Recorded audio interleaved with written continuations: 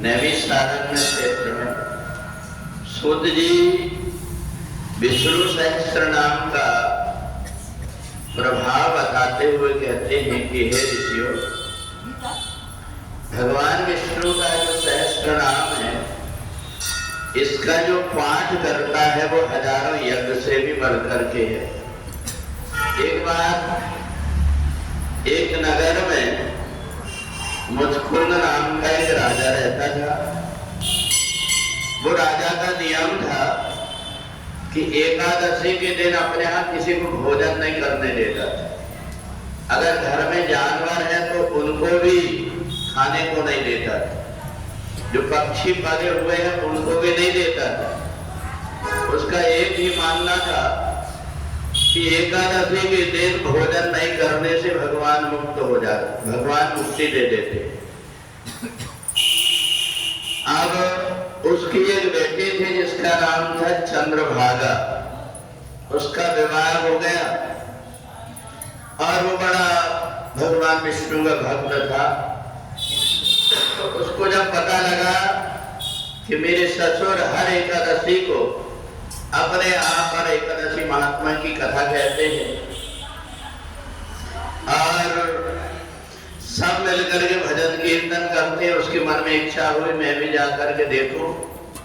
वो आया, पत्नी ने कही तुम गलत समय आ गए, तुम्हारी भोजन करने की आदत है, हर दिन भोजन किए बिना नहीं रहते, तुमको शुगर की बीमारी, तुम यहाँ से चले जाओ। उसने कहा क्यों?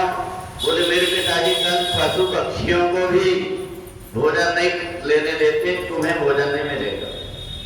उन्होंने कहा ठीक है, अगर तुम ऐसा कहती हो तो मैं पास में मंदिर है वहां चले जाता हूँ, तुम यहाँ एकादशी का महात्म्य करो, एकादशी का पूजन करो। और वहां मंदिर में पहुंच गया। वहां जाकर के भगवान विष्णु की अपने पास में प्रतिमा थी। उस प्रतिमा को लेकर के जल चढ़ा करके भगवान विष्णु के 1008 नामों का पाठ करने लगा। इधर पूरा दिन और पूरी रात्रि यहाँ पर उत्सव होते रहा, भजन कीर्तन होते रहा, सब लोग उपवास रहे।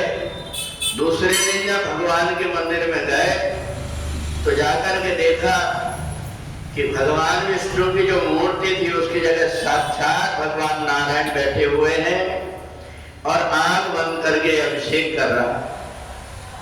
तो राजा के मन में आया कि हमने उपास रह करके और इतना रात भर कीर्तन किए और पूरा दिन कुछ खाए नहीं, हमें भगवान के दर्शन नहीं हुए। और इसके पास में चल करके भगवान आए, भगवान के चरणों में गिर गए।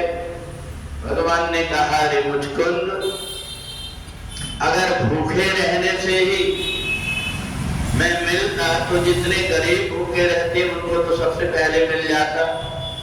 मेरे दरबार में जगन्नाथपुरी में यही बात एकादशी कर रही थी तो आज भी उल्टी लटकी हुई है। इसलिए मेरा पूजन केवल भूखे रहने से नहीं है बल्कि श्रद्धा और भक्ति से है। जो श्रद्धा और भक्ति से मेरा पूजन कर लेता है, मेरे महात्मा की कथा को सुन लेता है, ओम नमो भगवते वासुदेवाय का जाप कर लेता है, इतने मात्र से मैं प्रसन्न हो जाता हूँ। फिर भी जिसकी जैसी श्रद्धा है उसके अनुसार अगर व्यक्ति पूजन करता है, ये देख करके मेरे शरीर में क्षमता कितनी, और नहीं तो एकादशी का व्रत किए दूसरे दिन अस्पताल में भर्ती। तो इसलिए ऐसा देख करके भगवान कहते हैं पत्रम पुष्पम फलम तोयम, मेरे को सामग्री की नहीं बल्कि भावना की आवश्यकता है। तो जो भावना से मेरी प्रार्थना करता है, पूजन करता है, मैं उसके ऊपर कृपा कर देता हूं। बोले सच्चिदानंद भगवान की जय।